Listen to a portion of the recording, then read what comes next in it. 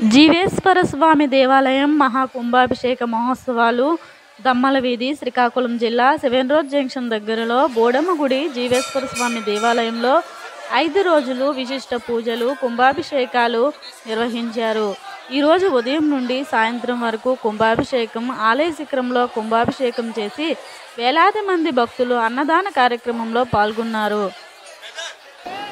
వాగర్ధావివ సంపృక్తో వాగర్ధ ప్రతిపర్ధయే జగతః పితరౌ వందే పార్వతీ పరమేశ్వరౌ.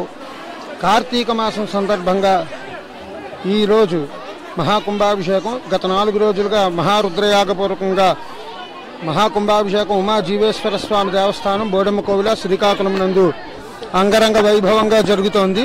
ఈ యొక్క పద్మాసన స్థితంగా ఉండేటువంటి స్ఫటికలింగం ఉండేటువంటి ఏకైక ఆలయం. అన్నిటి దగ్గర లింగం పగనవట్ట ఉంటుంది, కానీ మా దేవస్థానం యొక్క గొప్పతనం ఏంటంటే పద్మంలో ఉండేటువంటి పరమేశ్వరుడు.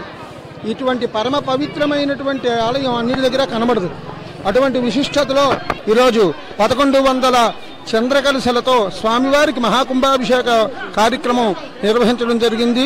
మా కమిటీ వారు అందరం కలిసి ఈ యొక్క కార్యక్రమాన్ని అంగరంగ వైభవంగా దాదాపు 4000 మంది భక్తులకి అన్న సమారాధన 4 రోజులు బట్టి ఈ యొక్క విశిష్టతలు జరుగుతున్నాయి. ఈరోజు మన గణేష్ గురూజీ గారు, శ్రవణ చైతన్యానంద స్వామీజీ వారు కూడా వేయించేశారు.